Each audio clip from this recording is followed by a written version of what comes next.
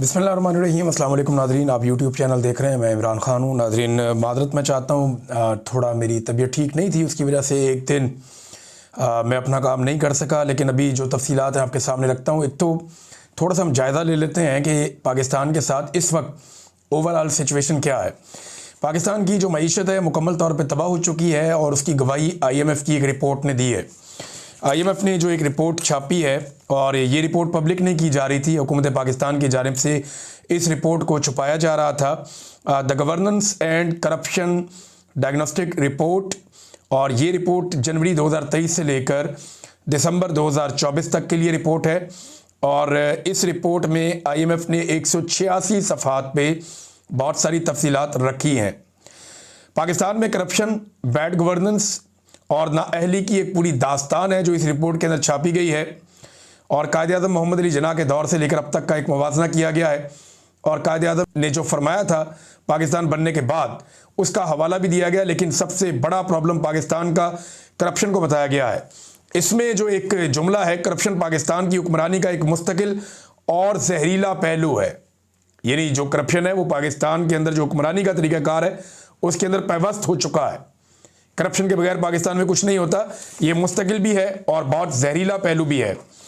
पाकिस्तान में कोई बेहतर फैसले नहीं हो रहे, गवर्नेंस बहुत बुरी है, लेकिन इसके बावजूद पाकिस्तान में पोटेंशियल मौजूद है। अगर पाकिस्तान सही तरीके से गवर्नेंस करे तो 5 से लेकर 6.5% तक GDP में पाकिस्तान इजाफा कर सकता है। पाकिस्तान अब तक 24 मरतबा IMF से प्रोग्राम हासिल कर चुका है 1958 से लेकर अब तक, जबकि 25वां प्रोग्राम अभी शहबाज शरीफ साहब चला रहे हैं पाकिस्तान के हवाले से। पाकिस्तान में जो बड़ी बड़ी चीज़ों की निशानदेही की गई है IMF की इस रिपोर्ट की जानिब से, क्योंकि अभी और पैसे लेने IMF से, तो जब आपने और पैसे लेने हैं तो उन्होंने कहा जी रिपोर्ट तो पब्लिक करें ना। तो पाकिस्तान इस रिपोर्ट को छुपा कर बैठा हुआ था। बहरहाल अब ये रिपोर्ट पब्लिक करनी पड़ी है। अवामी फंड्स का पाकिस्तान में गलत इस्तेमाल किया जा रहा है और कोई मुकाबले का फुकदान है। यानी बहुत सारे ताकतवर लोग हैं, उनकी फैक्ट्रियाँ कंपनियाँ बेहतरीन चलती हैं। जो इख्तिदार के अंदर लोग हैं वो बाकी लोगों को आगे आने नहीं देते। एस्टेब्लिशमेंट के अपने बहुत सारे कारोबार हैं मिलिट्री के, अब वो कारोबारों का आप मुकाबला कर नहीं सकते। तो ये वो कह रहे हैं कि मुनसिफाना मुकाबले का फुकदार है। अंदरूनी और बैरूनी सरमायाकारी की पाकिस्तान में हौसला शिकनी हो रही है। लोग पाकिस्तान में पैसा लगाने नहीं चाहते। बाहर से कोई पाकिस्तान में क्यों आएगा सरमाया लेकर। जब IMF की ये वाली रिपोर्ट पब्लिक होगी तो पाकिस्तान के अंदर कोई बेवकूफ़ को पागल ही होगा जो आएगा पैसे लेकर कि जनाब मैं इस मुल्क के अंदर इस प्रोजेक्ट में पैसे फंसा दूं जहां पे पहले इतनी सारी खराबियां हैं। फिर गलत मार्केटिंग वगैरह बहुत सारी ऐसी चीज़ें हैं जो इसमें निशानदेही की गई है। ये सारी चीज़ें पाकिस्तान के माशी और समाजी तरक्की में बहुत बड़ी बड़ी रुकावटें हैं। अब ये वाली रिपोर्ट पढ़ने के बाद तो कोई नहीं आता पाकिस्तान में पैसा लेकर। सोचने की बात यह है कि बहुत सारी चीज़ें इस रिपोर्ट में ऐसी लिखी हैं जिनको हम माशी चीज़ें मानते ही नहीं या मईशत से जुड़ी हुई चीज़ें मानते ही नहीं। मिसाल के तौर पे इसमें बैड गवर्नेंस का मामला, अदलिया का मामला, 26वीं तरमीम का इसके अंदर तस्करा है। क्योंकि 27वीं तरमीम ये रिपोर्ट जब लिखी गई तब तक आई नहीं थी। अब 27वीं तरमीम तो सोने पे सुहागा है, उससे भी ज़्यादा खौफनाक चीज़ है।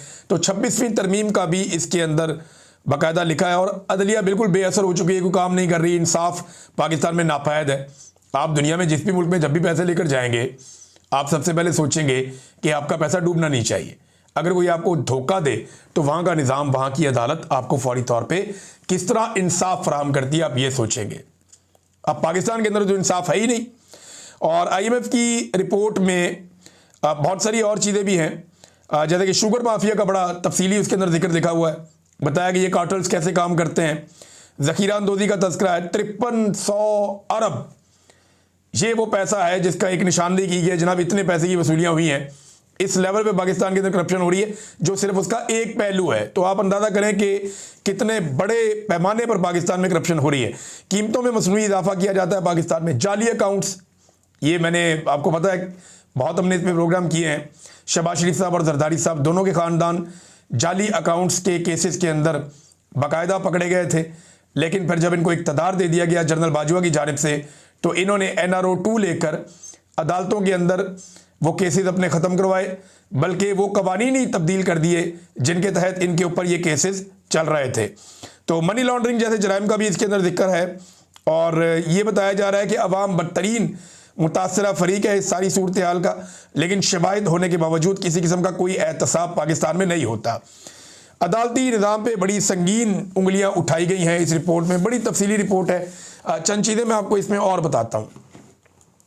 तमाम स्टेक होल्डर और हुकूमत की आंखें खोलने के लिए वैसे ही रिपोर्ट काफ़ी है, और ये एक ऐसी हकीकत है जिसे हम तस्लीम नहीं कर रहे। नॉर्मली ये बहुत सारे लोग इसके बारे में लिख रहे हैं, सारा चट्टा कट्टा IMF ने खोल कर रख दिया। मौजूदा हुकूमत का तो ये एक चार्जशीट है मुकम्मल तौर पे, क्योंकि ये IMF के साथ एक मुआहदे के अंदर है।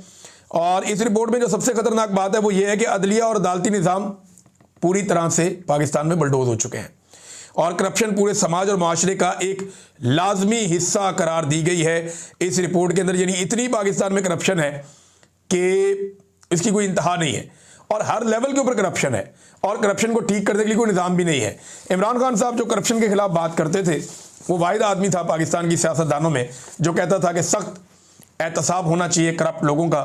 उसको उठाकर जेल में डाल दिया, और बाकी सारे वो लोग जिनके ऊपर करप्शन के मुकदमात हैं उन सबको लाकर हुकूमत में बैठा दिया, और ये किया पाकिस्तान की मिलिट्री एस्टेब्लिशमेंट ने।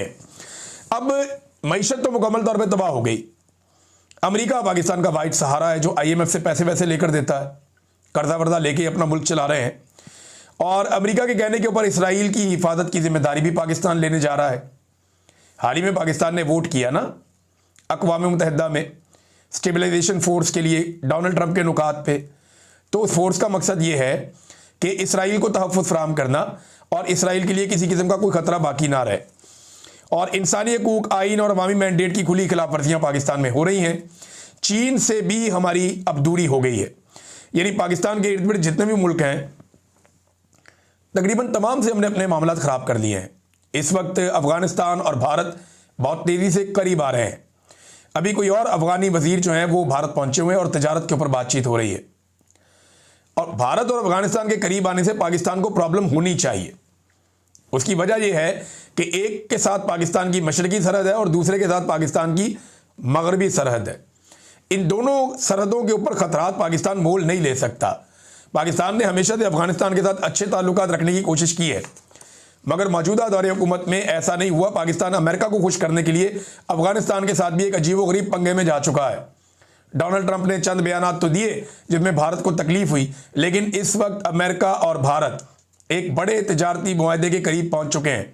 और अगर उन्होंने ये तजारती मुआहदा कर लिया, देखें इंडिया और अमेरिका के बीच में ये जो तजारती मुआहदा है ये इतना टाइम क्यों ले रहा है, ज़रा इसको समझें आप।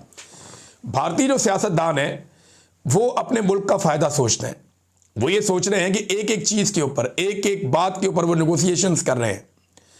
उन्होंने कोई भी चीज़ ऐसे हवा में नहीं करनी। उन्हें पता है कि अमेरिका के साथ जिस भी तजारती मुआहदे में वो जाएंगे उसके दूररस नताइज होंगे, और उसके नतीजे में इंडिया का फ़ायदा या नुकसान होगा।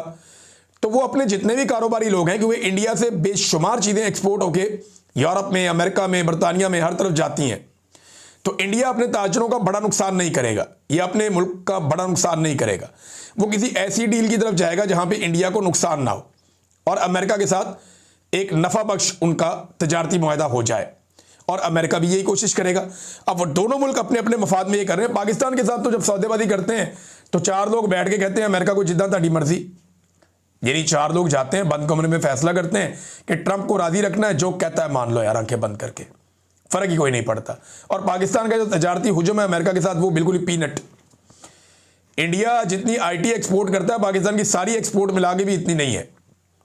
पाकिस्तान की जो सारी की सारी एक्सपोर्ट्स हैं वो लगभग जो हम पाकिस्तान से बाहर चीज़ें बनाकर भेजते हैं वो लगभग होंगी मेरे ख्याल में 30 से 35 अरब डॉलर के बीच में। इससे ऊपर तो हम कभी गए नहीं। लेकिन इंडिया 200 अरब डॉलर का तो सिर्फ IT एक्सपोर्ट करता है, 6-7 गुना ज़्यादा, और बाकी उसकी सारी मिला लें तो आप सर पकड़ के बैठ जाएंगे। तो इंडिया का हुजम बहुत बड़ा है, पाकिस्तान का बहुत छोटा है, और इंडिया और अफगानिस्तान के करीब आने से पाकिस्तान को नुकसान होगा। और जब इंडिया और अमेरिका का एक ट्रेड एग्रीमेंट हो जाएगा तो ट्रंप के जो तेवर बदलेंगे वो भी आपको दिखाई देंगे। हालांकि अभी तक नरेंद्र मोदी ने डोनाल्ड ट्रंप के लिए अमन के नोबेल इनाम का कोई ऐलान नहीं किया, या वो ये नहीं कहा कि अमन का नोबेल इनाम जो है वो डोनाल्ड ट्रंप को दिया जाए। इस बारे में अभी तक उन्होंने कोई बातचीत नहीं की। पाकिस्तान के अंदर भी नाज़रीन एक तरह की खाना जंगी लगी हुई है, और सियासी अदम इस्तेहकाम थमने का नाम नहीं ले रहा। हर तरफ नफरत है, बुग़्ज़ है, इसका राज है। बस ये सूरत हाल है पाकिस्तान के अंदर। तो मैंने एक पिक्चर आपके सामने रखी, और बैरून मुल्क जो पाकिस्तान से लोग जाना चाहते हैं, चलो 4 पैसे कमा लें, उनको एयरपोर्ट्स के ऊपर रोका जा रहा है। वो वीज़ा लेकर जाते हैं, टिकट लेकर जाते हैं। पूरी दुनिया में आपको ट्रैवल करने की इजाज़त होती है, लेकिन यहाँ एयरपोर्टों के ऊपर रोका जा रहा है कि जनाब हमने पाकिस्तान से बाहर नहीं जाने देना इन लोगों को, क्योंकि लोगों की बहुत बड़ी तादाद पाकिस्तान को छोड़कर पाकिस्तान से बाहर जा चुकी है। लिहाजा अब हुकूमत ये सोच रही है कि बदनामी बहुत ज़्यादा हो गई है, पाकिस्तान दुनिया में पहले नंबर पे वो मुल्क आ गया है जिसके शहरी अपना मुल्क छोड़कर बाहर भाग रहे हैं, लिहाजा किसी तरह शहरियों को रोका जाए। तो अब रोकने के लिए एयरपोर्ट के ऊपर जो है वो फोर्स इकट्ठी कर दी गई है कि जो भी जा रहा है बस रोकी जाओ बंदे। हर जहाज़ में से कई बंदे उतार लिए जाते हैं और लोगों को बैरून मुल्क काम करने के लिए भी नहीं जाने दिया जा रहा। हुकूमत का इसमें यह मौक़िफ़ है कि ये लोग जो जा रहे हैं ये 2 नंबर तरीक़ों से जा रहे हैं। ये पाकिस्तान से सिर्फ निकलना चाहते हैं, ये बाहर जाके सिर्फ पैसे कमाना चाहते हैं। इनके पास जायज़ तरीका नहीं है बाहर जाने के लिए। यानी कोई अगर ड्राइवर की नौकरी के लिए जा रहा है तो उसके पास ड्राइविंग का लाइसेंस नहीं है, कोई अगर किसी और नौकरी के लिए जा रहा है तो उसके पास उसका एक्सपीरियंस नहीं है। तो पाकिस्तानी तो हमेशा से ऐसे ही निकलते हैं पाकिस्तान से बाहर, ये कोई ढकी छुपी बात तो है नहीं। पाकिस्तानी तो ऐसे ही जाते रहे, मुल्कों के अंदर जाके मजदूरी करते रहे, मेहनत करते रहे और पैसा पाकिस्तान में भेजते रहे। और ये जो थोड़ा बहुत रेमिटेंसेस में पैसा आता है ये इसी वजह से आता है कि पाकिस्तानी 1 करोड़ से ज़ायद की तादाद में बैरून मुल्क मुकीम है। नाज़रीन, इमरान खान साहब की बहनों वाला मामला वो मैं आपको बाद में रिपोर्ट करता हूँ, पहले आप ज़रा ये देख लेंगे। सुहेल अफरीदी साहब मिलने गए थे इमरान खान साहब को, ये 7वीं मरतबा सुहेल अफरीदी पहुँचे हैं इमरान खान साहब को मिलने के लिए अडियाला जेल में। 7वीं मरतबा अडियाला जेल में, यानी एक वज़ीर आला है वो अपने लीडर को मिलना चाहता है जिसके नाम पे वोट लिया हुआ है। 7वीं मरतबा गया जेल में मिलने के लिए। नवाज शरीफ जब जेल में था ना तो उस वक्त कोई भी जाता था मुलाकात हो जाती थी। एक मरतबा भी ऐसा नहीं हुआ कि नवाज शरीफ की बेटी मरियम या दूसरी बेटी या कोई और बच्चा वो जेल गया हो और नवाज शरीफ से मिले बगैर वापस आ गया हो। एक दफ़ा भी नहीं हुआ, क्योंकि एक दफ़ा भी होता तो खबर आ जाती ना, रोला पड़ जाता, शोर मच जाता। जितने लोग भी नवाज शरीफ को मिलने के लिए यहाँ पे जेल में जाते थे, वहाँ पे अडियाला तो नहीं थे, मियाँ साहब बाद में कोट लखपत जेल में थे, तो जितने लोग भी मिलने जाते थे वो सारे लोग मिलकर आते थे। कभी भी ऐसा कोई शिकवा शिकायत या रोला नहीं पड़ा। हाँ, सिर्फ इमरान खान ने एक दफ़ा स्टेटमेंट दिया था मैं इसका एसी उतार लूँगा नवाज शरीफ का, लेकिन एसी उतारा नहीं था क्योंकि शहबाज शरीफ ने उसके बाद एक बाकायदा दरख्वास्त जमा करवा दी थी कि एसी ना उतारा जाए। तो नवाज शरीफ साहब जब तक रहे जेल में तब तक उनका एसी लगा हुआ था। लेकिन मैं हैरान हूँ एहसन इकबाल साहब इस उम्र में क्यों आप झूठ बोल देते हैं। एहसन इकबाल साहब ने कहा जी नवाज शरीफ साहब को मैं जेल मिलने गया तो वो पसीने में शराबोर थे। तो देखिए, एक तो उन्होंने कंफर्म किया कि उनकी एहसन इकबाल साहब की नवाज शरीफ साहब से मुलाकात हो गई, और दूसरा नवाज शरीफ साहब का तो एसी लगा हुआ था। आज तो किसी को मुलाकात भी नहीं करने देते इमरान खान साहब से। उनका अपना वज़ीर आला मिलना चाहता है उसको नहीं मिलने देते, और जो नहीं मिलने देते वो पाकिस्तान की मिलिट्री एस्टेब्लिशमेंट और पंजाब हुकूमत का एक गठजोड़ है जो इमरान खान साहब की मुलाकातों को रोकते हैं। तो 7वीं मरतबा सुहेल अफरीदी गया, उसको नहीं मिलने दिया। सुहेल अफरीदी ने वहाँ पुलिस के साथ कोई बहस भी की और ने कहा जनाब कि आप ज़्यादती कर रहे हैं, मेरे पास अदालती ऑर्डर है, मैं 7 मरतबा अदालती ऑर्डर लेकर आया हूँ, लेकिन मुझे मेरे लीडर से नहीं मिलने दिया जा रहा। और उसकी बहनों को भी यहाँ पे तशद्दुद किया गया, मेरे सूबाई वज़रा को यहाँ तशद्दुद किया गया और MNAs को भी यहाँ पे तशद्दुद किया गया। अब नाज़रीन, मैं जब ये परसों मैंने वीलॉग किया था जब इमरान खान की बहनों के ऊपर टॉर्चर किया गया था, तो मुझे लगा कि पूरे पाकिस्तान के अंदर बड़ा रोला पड़ेगा, बड़ा शोर मचेगा, लोग बड़ा बाहर निकलेंगे, पाकिस्तान तहरीक इंसाफ की क़यादत बहुत शोर मचाएगी। लेकिन एक आधी प्रेस कॉन्फ्रेंस के अलावा मैंने कुछ देखा नहीं। हाँ, सोशल मीडिया पे लोगों ने बड़ा रोला डाला, लेकिन इमरान खान साहब की बहनों को मार पड़ने पर, उनके साथ खींचातानी करने पर, उन्हें सड़क पे बालों से पकड़ के घसीटने पर पाकिस्तान तहरीक इंसाफ का सोशल मीडिया पर रद्दअमल अच्छा रहा, लेकिन प्रैक्टिकली कोई ऐसा रद्दअमल नहीं आया। सिर्फ लाहौर में मैंने यूथ विंग के नौजवानों की एक रैली देखी है आज के दिनों में, जो उन्होंने निकाली और निकाल के उन्होंने एहतजाज किया और उन्होंने इमरान खान साहब की बहनों की तस्वीरें और इमरान खान की तस्वीरें उठाई हुई थी, वो वहाँ पे एहतजाज कर रहे थे। लेकिन जिस तरीके से एक पॉलिटिकल पार्टी इसके ऊपर रिएक्ट कर सकती थी, यानी आप एक लम्हे के लिए सोचें ना कि अगर ऐसा एक धक्का पड़ जाता आसिफ जरदारी की बेटी को, बिलावल की बहन को, या मरियम नवाज का दरवाज़ा टूटने पे जिस किस्म का रोला पड़ गया था, क्या उसका 5% भी हुआ इमरान खान साहब की बहनों को सड़कों पे घसीटने पर? अच्छा, एक और चीज़ मैं देख रहा हूँ कि कुछ लोग इसकी मजम्मत कर रहे हैं, लेकिन साथ साथ वो ये भी कह रहे हैं कि PTI की क़यादत को भी वहाँ पे होना चाहिए था। देखिए, मैं एक चीज़ आपको बताऊँ कि जुल्म ही होता है। आप मजलूमों की तादाद जितनी मर्जी बढ़ा दें, वो जुल्म ही रहता है। जिन्होंने मार कुटाई करनी है, जिन्होंने हुक्म देना, उन्होंने वही रहना है। मेरे ख्याल में मजम्मत इस बात की होनी चाहिए कि भाई बहनें अपने भाई को मिलने गई हैं, ये उनका बुनियादी हक भी है और कानूनी हक भी है। अदालती अहकाम भी मौजूद हैं, इसके बावजूद आप उनको नहीं मिलवा रहे। यहां पे मजम्मत होनी चाहिए कि आपने मुलाकात कैसे रोकी, क्यों रोकी। आपने 17 दिन हो गए इमरान खान साहब को कैद तन्हाई में क्यों डाला हुआ है? वजह तो सब जानते हैं कि जब तक आसिम मुनीर साहब का सारा मामला जो है वो लेंडर नहीं हो जाता, मजबूत नहीं हो जाता, एक्सटेंशन वाला और इस्तिस्ना वाला, तब तक ये प्रॉब्लम तो रहेगा। और ये अलीमा खानम साहिबा ने कह भी दिया कि जब तक पूरी तरह से आसिम मुनीर साहब के कंट्रोल में चीज़ें नहीं आती तब तक आपकी मुलाकात नहीं करवाई जाएगी। अब बहुत सारे लोग मिसालें दे रहे हैं कि माजी में भी औरतों के साथ ये होता रहा तो अब भी हो रहा है। सवाल ये है कि औरतों के साथ माजी में ये कौन करता रहा? लेकिन ना, एस्टेब्लिशमेंट और नवाज शरीफ ने मिलकर ये जुल्म किसके खिलाफ किया? बेनज़ीर भुट्टो और नुसरत भुट्टो के साथ किया। इसी तरह जो मरियम नवाज के साथ वाहिद वाक़या हुआ जहां मरियम नवाज के होटल का दरवाज़ा तोड़ा गया, तो वो 2 सेक्टर कमांडर उसके अंदर इन्वॉल्व थे और एजेंसियां उसके अंदर इन्वॉल्व थी, कोई सियासी हुकूमत नहीं थी। क्योंकि अगर हुकूमत को आपने उसमें दबाना है तो वहाँ तो पाकिस्तान पीपल्स पार्टी की हुकूमत थी सिंध के अंदर, जहाँ मरियम का दरवाज़ा टूटा था। लिहाजा वहाँ पे एस्टेब्लिशमेंट ने ही ये काम किया, आज भी एस्टेब्लिशमेंट ही ये काम कर रही है। सवाल ये पैदा होता है कि जो मौजूदा हुकूमत है वो कैसे एस्टेब्लिशमेंट की सहूलतकार बन सकती है, जबकि माजी में उनके बगौर खुद उनकी औरतों के साथ भी जुल्म होता रहा है। मेरे ख्याल में पाकिस्तान में जो औरत कार्ड है वो ख़त्म ही कर देना चाहिए। अब इमरान खान की बहनों का सियासत से ताल्लुक कोई नहीं है। चले मरियम नवाज, फरियाल तालपुर, ये तो सियासत करती हैं ना। बेनज़ीर भुट्टो भी एक सियासी खातून थी, इलेक्शन लड़ती थी, या जो बाकी खवातीन इलेक्शन लड़ती हैं उनको आप अलग कर दें। लेकिन जो गैर सियासी खवातीन हैं उनके साथ तो कम से कम ज्यादती ना करें। कभी इमरान खान की बहन ने, किसी ने कहा हो कि मैंने इलेक्शन लड़ना है या मैं सियासत पे बात करना चाहती हूँ, वो सिर्फ अपने भाई को मिलने जाती हैं, अपने भाई का केस लड़ती हैं और वो ये कहती हैं कि जब भी कभी हमारा भाई बाहर आएगा हमारा सियासत से ताल्लुक ही कोई नहीं है। और हम जब जेल में मिलने जाती हैं तो जो बात इमरान खान साहब हमें कहते हैं बाहर जाके बताने को, हम सिर्फ उनका पैगाम बाहर लेकर आते हैं। नाज़रीन, हमारे जर्नलिस्ट हैं हरमीत सिंह साहब, उन पर भी तशद्दुद हुआ। इंतहाई अफसोसनाक, इंतहाई तकलीफ दह बात। और उससे ज़्यादा तकलीफ दह बात यह है कि एक दिन पहले हम सब और बहुत सारी सहाफ़ती तंजीमें, हर तरफ रोला पड़ा हुआ था। शाहज़ेब खानज़ादा साहब से एक सवाल किया था एक साहब ने उनकी अहलिया की मौजूदगी में, तो उसको हरासमेंट भी करार दिया गया, बड़ा रोला शोला भी डला। मैंने भी कहा कि मुझे देखने में अच्छा नहीं लगा, लेकिन मामला पता क्या है कि फिर हरमीत सिंह के मामले पर भी बोलो ना, इधर भी आओ ना, इधर भी आप आगे वो करें। यानी मिडिल क्लास आदमी का कोई पाकिस्तान में एहसास नहीं है? क्या आपका एलीट क्लास में होना ज़रूरी है कि आपके इंसानी हकूक पूरे होंगे? यानी अगर शाहज़ेब खानज़ादा के खिलाफ कोई कैमरा निकाल के एक सवाल पूछ ले तो उसको आप कहें जी बहुत काबिल मुज़म्मत है, फिर आप ज़मीन आसमान के कलाबे मिला देंगे। लेकिन दूसरी तरफ हरमीत सिंह को पुलिस वाले टॉर्चर करें, तशद्दुद का निशाना बनाएं और वो आदमी वहाँ पर अपनी सहाफ़ती जिम्मेदारियाँ अदा कर रहा हो और उसके ऊपर सारी सहाफ़ती तंजीमें भी खामोश हों, सारे बड़े बड़े दानिशवर भी खामोश हों और कोई उसके ऊपर बात करने को तैयार ना हो, तो ये दोहरा म्यार है। ये म्यार ये बताता है कि एलीट क्लास के लिए पाकिस्तान कुछ और है और मिडिल क्लास के लिए पाकिस्तान कुछ और है। और यही चीज़ें देख देख कर पाकिस्तान की मिडिल क्लास जो है वो रिएक्शन देती है। पाकिस्तान की मिडिल क्लास जो है उसका गुस्सा ये चीज़ें देख देख कर बढ़ता है और लगातार बढ़ता चला जा रहा है। नाज़रीन, अब ताहिर अशरफी साहब भी लॉन्च हुए, वो आए और बार बार लॉन्च होते हैं। ताहिर अशरफी साहब की ये खूबी है कि वो एस्टेब्लिशमेंट के हमेशा करीब रहते हैं, जो भी हुकूमत आती है उस हुकूमत का हिस्सा रहते हैं और जब कोई हुकूमत चली जाती है उसके खिलाफ जब एस्टेब्लिशमेंट हो जाती है तो वो उस हुकूमत के खिलाफ भी बात करते रहते हैं, लेकिन हमेशा अपने लिए इतनी गुंजाइश रखते हैं कि जैसे ही वो हुकूमत दोबारा आ जाएगी तो मैं इसके साथ भी जाकर बैठ जाऊंगा।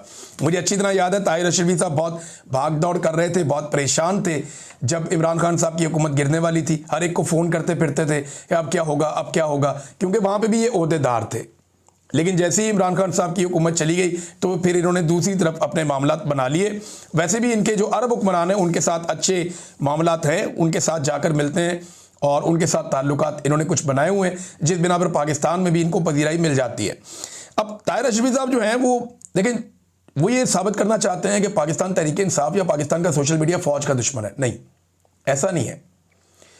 ताहिर अशरफी साहब अगर ये लोग फ़ौज के दुश्मन होते ना तो जब इंडिया पाकिस्तान की लड़ाई हुई थी तो सारे के सारे पाकिस्तानी फ़ौज के साथ ना खड़े होते। ये फ़ौज के दुश्मन नहीं है, ये जर्नैलों की गलत पॉलिसियों के नाक़िद हैं। ये तनकीद कर रहे हैं मिलिट्री एस्टेब्लिशमेंट की गलत पॉलिसियों की। अगर ये पॉलिसियाँ ठीक हो जाए तो फ़ौज से किसी को क्या दुश्मनी है? कोई नहीं है। यानी मुमकिन नहीं है ना। फिर इमरान खान तो कहता है कि मुल्क भी मेरा है, फ़ौज भी मेरी है। इमरान खान तो साफ बात करते हैं मेरा मुल्क है, मेरी फ़ौज है। वो तो दोनों चीज़ों को ओन करते हैं। ये ना एक बारीक वारदात है जो बार बार डाली जाती है। जब भी किसी जर्नैल की सियासत के ऊपर तनकीद की जाए तो इस किस्म के लोग सामने आकर ये कहना शुरू हुए थे नहीं नहीं ये फौज के ऊपर तनकीद हो रही है। नहीं, फौज तो बेचारी ना 3 में ना 13 में, वो बेचारे अपनी ड्यूटी करें। ये तो वो वेले लोग हैं जो बंद कमरों में बैठ के मुल्क के मुस्तकबिल के फैसले अपने ज़ाती मफाद के अंदर कर देते हैं। अब अगर जवाब देना है या कोई बात करनी है तो ताहिर अशरफी साहब को बात करनी चाहिए इस बारे में कि इस्तिस्ना जायज़ है या नाजायज़ है, इस्तिस्ना शरई है या गैर शरई है, इस्तिस्ना आइनी है या गैर आइनी है। क्योंकि बड़े बड़े उलमा इकराम ताहिर अशरफी समेत इस मामले पे भाग गए। बड़े बड़े आलिम दीन ये कह चुके हैं, तो मुफ्ती तकी उस्मानी साहब हों, तारक मसूद साहब हों और जवार बहादुर साहब हों, गामदी साहब हों या दीगर और बहुत सारे उलमा इकराम हैं, मैं नाम लेना भूल जाऊँगा, अल्लामा राजा नासिर अब्बास साहब हों या बहुत सारे और उलमा इकराम, वो ये कैटेगोरिकली साफ साफ कह चुके हैं कि ये गैर शरई और गैर इस्लामी है इस्तिस्ना, ये एक शिर्क के मुतरादिफ भी करार दिया बाज़ लोगों ने। तो ताहिर अशरफी साहब इसके ऊपर बात नहीं कर रहे। आपको इस पे बात करनी चाहिए कि आईने पाकिस्तान में इस किस्म की गैर इस्लामी और गैर शरई शिर्क को शामिल करने का क्या जवाब है, ये होना चाहिए या नहीं होना चाहिए, करारदाद मकासद क्या कहती है। देखें, ये आईने पाकिस्तान का हिस्सा है करारदाद मकासद, ये बेसिक है और सेट पैटर्न है कि जब भी कोई चीज़ इस्लामी उसूलों के खिलाफ आइन का हिस्सा बनाई जाएगी तो वो आइन नहीं बन सकती, वो आइन का हिस्सा हो ही नहीं सकती। इस्लामी उसूलों के खिलाफ कोई भी चीज़ आइन का हिस्सा नहीं हो सकती। यानी जो इस्तिस्ना है, ताहयात इस्तिस्ना, ये गैर इस्लामी और गैर शरई है, ये आइन का हिस्सा नहीं हो सकता। नाज़रीन, लाहौर में वकला ने एक बड़ा तगड़ा एहतजाजी मुजाहरा किया 27वीं आइनी तरमीम के खिलाफ और ऐसा लगता है कि आहिस्ता आहिस्ता वकला मोमेंटम पकड़ रहे हैं। अब ये वकला अगर मोमेंटम पकड़ लेते हैं और एक तहरीक खड़ी कर लेते हैं तो फिर हुकूमत के लिए एक नई मुश्किल सामने आ जाएगी। देखें, अपोजिशन तो पहले ही बहुत तुली हुई है, अवाम परेशान है, हर तरफ से लोग निकलना चाहते हैं लेकिन जुल्म और फस्तायत की वजह से लोग असम्बल नहीं हो पा रहे। और अगर वकला की तहरीक शुरू हो गई तो फिर लोगों को मौका मिल जाएगा बाहर आने का। तो हुकूमत एक चीज़ जो है उसको बांधती है, दूसरा कट्टा खुल जाता है। हुकूमत एक जगह से मामला कंट्रोल करती है, दूसरी जगह से मामला शुरू हो जाता है। एक बंद को बंद करती है, एक और बंद खुल जाता है। तो ये हुकूमत के ऐसा लगता है कि अगर 5 साल इन्होंने पूरे किए भी ना तो वो इसी वर्जिश में, इसी एक्सरसाइज में इनके 5 साल पूरे हो जाएंगे। ये अवाम को या अपने आप को कोई रिलीफ नहीं दे पाएंगे, ये इसी तकलीफ और कर्ब के अंदर ही रहेंगे क्योंकि इन्होंने अवाम के मैंडेट के ऊपर डाका डालकर ये जाली हुकूमत बनाई हुई है। नाज़रीन, अब तक के लिए इतना ही। अपना ख्याल रखिएगा, अपने चैनल का भी। अल्लाह हाफ़िज़।